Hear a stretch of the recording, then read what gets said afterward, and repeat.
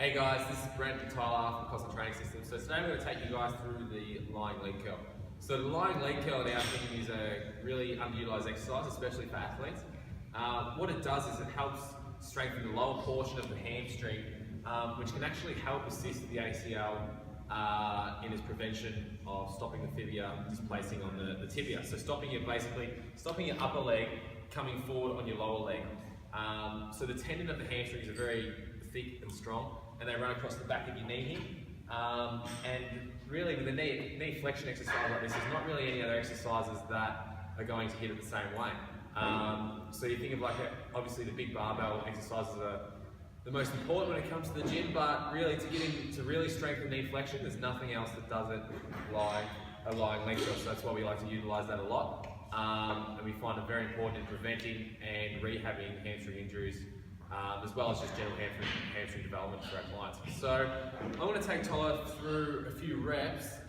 First we're going to go through the setup. So you're going to get him to lay down on the bench, and we like to get our clients, so we get them to sit up. So obviously if you go into a normal gym, most people tend to just lie down flat like this, so they got lying down, but we like to get people to have the hips extended. So having the hips extended puts the hamstrings in a disadvantaged position, and it gets into a shorter range of motion. So when the legs come up, you want the hamstrings to be as short as possible. So if you have the hips extended and Tyler's lying down, now the hamstrings are lengthened, so they're not getting into the shortest possible position at the top. So you want to think, to get them as short as possible, you have to have the hips extended and the knee flexed. So we want to start with hips extended. So start here. With the setup of the body, you always want to have the knee joint equal with the axis of rotation of the machine. So where the actual machine pivots, that's where we're going to have the knee joint. So once you've got those two lined up, then you adjust the pad so it's at the top of the ankle or the bottom of the calf, just sitting on the Achilles tendon there.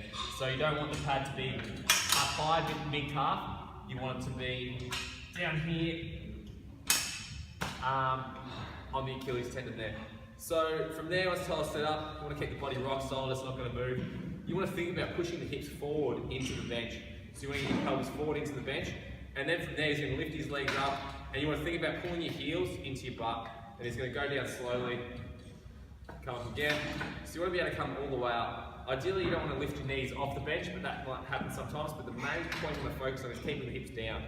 So a big mistake a lot of people do is they lift the hips up, so lift them up. So you can see here, that's pretty exaggerated, but that really shows the point of people bringing their hips up too high. And what they're doing is they're trying to make the exercise easier because they're lengthening the hamstrings, they're getting into that hips extended position.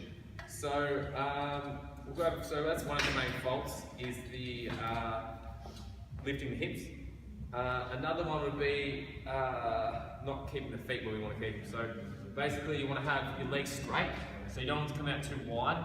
And also you want to think about where your toes are. So basically you've really got, with a lying leg curl, there's really like 6 variations you can do. So you can have your feet plantar flexed, so your toes pointed away.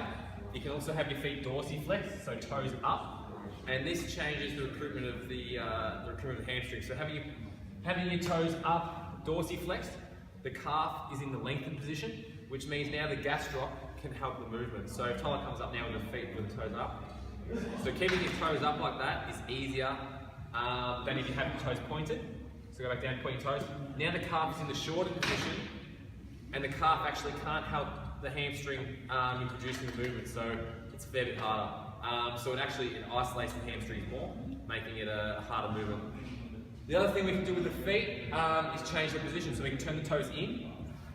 So this will isolate more the semimembranosus, so the medial part, which is the inside of the hamstring. This is often the weakest hamstring, so this is much harder than toes straight or toes turned out. So keep your toes turned in. You don't want to let your feet flare out too much. So try and keep the toes almost touching together. Good. And then you can also have your feet neutral, which is just straight, or you can have your feet turned out. Good. So come up. So having your feet turned out will work the lateral portion of the hamstring, so the outside portion of the hamstring. So using those combinations, really you've got 6 different leg curls. You've got toes plantar flexed, toes dorsiflexed, and then toes in, toes neutral, toes out. So you've really got a lot of variation there to hit the whole hamstring with this great exercise. So have a play with it. Try and get it right. Like I said, it's really underutilized.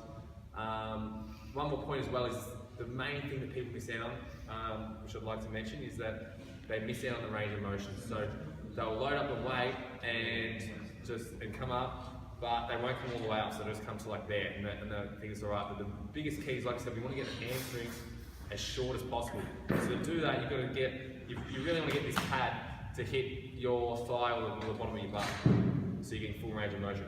Alright guys, so that's the lying leg curl. Thanks for watching.